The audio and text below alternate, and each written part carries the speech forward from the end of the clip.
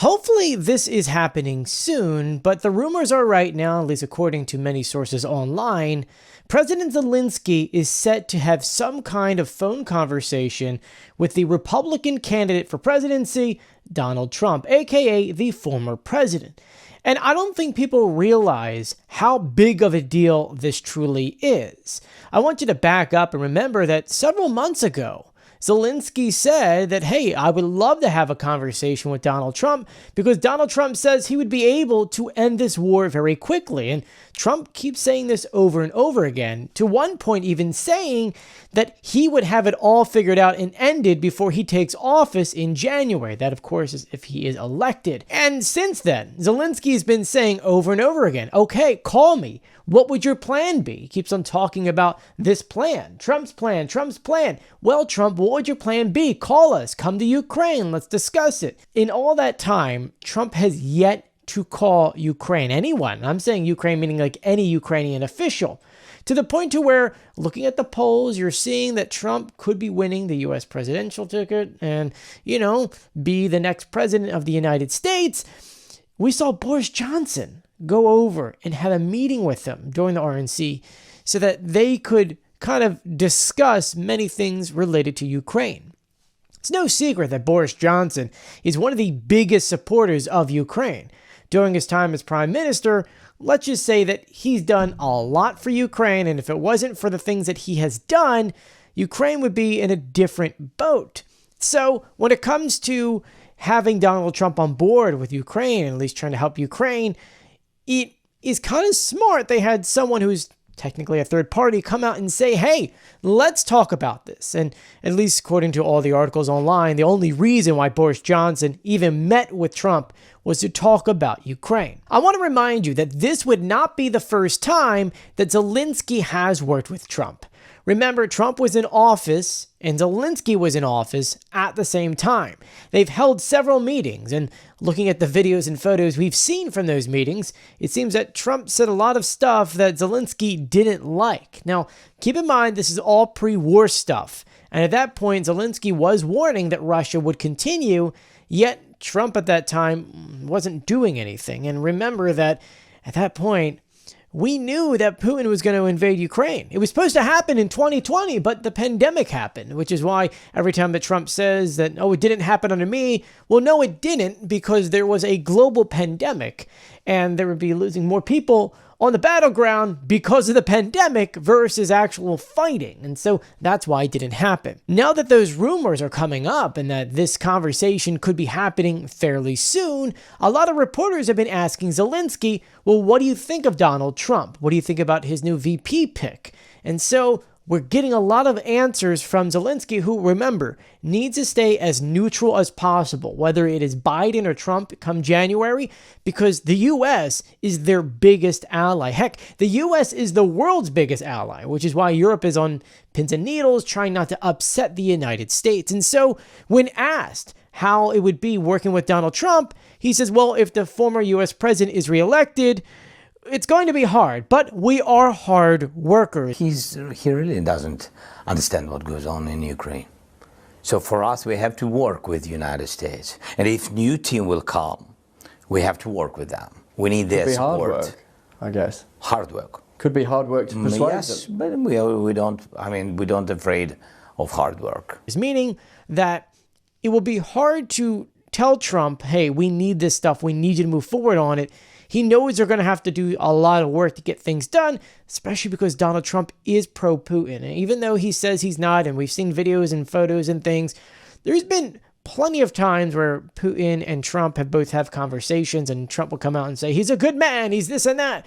You can't call a dictator a good man when he's doing what he's doing in Ukraine. And remember, he's not doing it just in Ukraine. He does it in several other countries, actually countless countries, because he's trying to rebuild the empire of the Soviet Union, which makes absolutely no sense. If one person in the world, and this person Donald Trump, can stop the war during 24 hours, the question is, what the price and who will pay? It means just stop and give.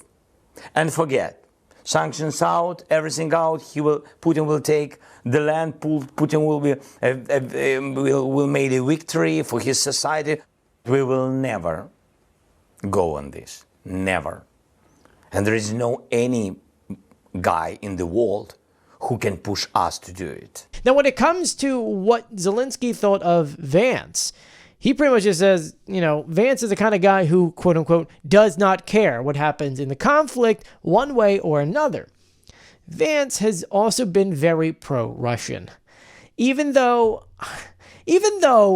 everyone else in the party, remember, most of the Republicans want to, to Russia. Americans in general don't like Russians. And when they started all this over 2 years ago, all Americans said, give Ukraine everything they need. We need to destroy Russia. And remember that we haven't lost a single soldier. And yet, right now, Russia's Black Sea fleet is gone. They withdrew. I mean, literally, they withdrew from the Black Sea because they knew they were going to lose more ships. When it comes to military, over 8,000 tanks gone. Actually, I can look up the exact numbers for you right now, how many have been lost.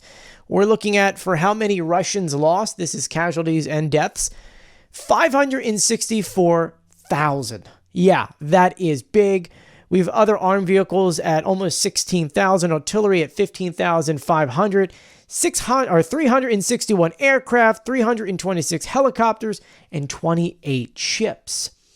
So the U.S. doing a lot of things, making the world actually a lot more safer by allowing Ukraine to have these weapons and hopefully soon strike deeper into Russia. Everything aside, no matter who's going to be elected, Zelensky is going to have to work with whatever president, whether it be Trump or Biden or Harris or whoever the Democrats wind up going with if Biden does step down, which at this time it is 4 p.m. Eastern time. As of right now, we know for a fact that Biden is sticking in. I know rumors have been circulating for the past few days, but there was a memo released from the Biden campaign stating that Joe is still in the race and he is going to win. Even though, once again, we had a lot of rumors a few days ago saying that he's dropping out. As soon as this weekend, high-end Democrats saying this and this and this and this. But after last night's, everyone says it was a speech, but it wasn't a speech. It was supposed to be, Donald Trump was supposed to accept the nomination, but then spoke for over 93 minutes, which is the longest ever in the history of the RNC. Actually, he beat his own record from 2016. So it's like, wow, man, you really went after that. A lot of people thought he was going to do a whole speech about unity and coming together, which would have been something that really would have divided Democrats and Republicans more, because people would have said, wow, he's really showing that he's changed since that shooting. But now he went right into a giant rant again. And so people went, oh, well, that's not good. We don't like that. And I believe that after that, Joe Biden and his team probably watched and said, he went down the same rabbit hole, even though everyone thought he was going to preach unity, which he sort of did in the beginning when they went off the rails, and that we need to come together. And I mean, from a PR point of view, if Trump had ran with that, he would have gotten a lot of votes from the Democratic side. But from what he did, Biden's team looked at that and said, you know what? I think we still have a chance in all of this. Trump is only polling a little bit higher than Biden, not by much. And that's after the shooting. So that's all that, oh, I feel so bad kind of thing. Anyway, let's get back to the main story. With everything going on, somehow, either it's Boris set it up or someone else who said, if you are going to be the next president, Trump, you need to get on a phone call with Zelensky, because you keep talking about this plan. At this very moment, no one knows your plan, except for the fact that you would just give all the land to Russia and just say, it's done with, deal with it, and we're going to cut off all support, which would be the worst thing in the world, because that would be the United States giving up an ally. And Europe will look at that and go, oh no, because I think that would be the beginning of the downfall of NATO. And that's something we definitely don't want. NATO protects each other. It's, even if we never fight in the future, 100, 200 years, it is the collection of countries together and that threat that it could happen, which is stopping people like Russia and China from attacking the United States or another European country. And that's why it's very important that that sticks together. So when it comes to this conversation with Zelensky, by the way, there is no official date. It was rumored it was going to happen today. Now, it is 4 p.m. Well, it's actually 4:04 now. And Zelensky was in the UK, so imagine 6 hours forward. So it's 10 o'clock at night. Who knows if that conversation has already happened, if it's going to happen today, if it's going to happen this weekend. We don't know what the Trump team is thinking. Now, if Trump was smart, at least his team was smart, they would come out, have this conversation with Zelensky, either give them the plan, what they have in mind, or just tell the world, hey, whatever Ukraine needs, we're just going to give them. Because I don't really think Trump has his war goggles on at the moment and understands the state of everything and how Russia will not stop and will try to even push further if they are allowed to. And I think that this phone call with Zelensky should have been an in-person meeting to where his team could really sit him down and go like, here's all the facts. I mean, we know that Trump doesn't read any of the briefings. He admitted that. His team has admitted that. And so we need to, in a way, kind of convey to Donald Trump, this is what will happen. Yes, you might stop, quote unquote, wars, but you're going to make it worse down the line. And even though you're good friends with Putin, you should not allow him to conquer another country, a peaceful country. And also stop saying that it wouldn't have happened under you, because it was supposed to happen. Heck, could you imagine, I know sidetrack here, could you imagine if Russia did do this in 2020? Because remember, in 2022, they were so unprepared because they didn't realize how much stuff had been stolen, how much stuff was not being paid for, that money was being stolen. I would imagine it would have been worse for Russia in 2020. But that's just my train of thought. All that being said, let's see if that phone conversation will take place. It may not. Hopefully Trump can finally understand and see what is happening in Ukraine, that he can finally go, wow, okay, I've been an idiot here. I need to stop listening to my buddy Putin and do the right thing. And, every day we're seeing more and more examples of how Russia is just, oh gosh, one of the worst countries out there. In a video, which I'm not going to put on here because the last video got taken down when I showed this in shorts, Russia, as you know, attacked a children's hospital in Kyiv about, 2 weeks ago, causing these kids who already were having cancer and having kidney problems to be evacuated out in one of Europe's biggest and best children's hospital. And Russia went through 75 different things of that wasn't the target, or Ukraine actually did that, or, Ukraine actually had this kind of system there that mistakenly hit that, which kind of moved the rockets to hit those buildings. And it was oh, well, no, there were military inside there. And then it was a couple other weird things, to the point to where now Russia put together a fake video showcasing someone wearing white scrubs, a police officer getting blood and wiping it on the back of this doctor so they can take photos. And it's wait a minute, what? Where did you make this video up?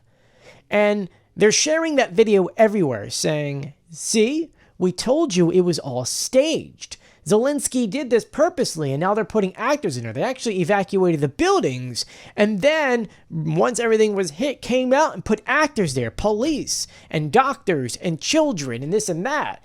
And it's dude, you went from blaming Ukraine to, well, they had military, to where, well, they did it by themselves, to now it's all one giant movie set.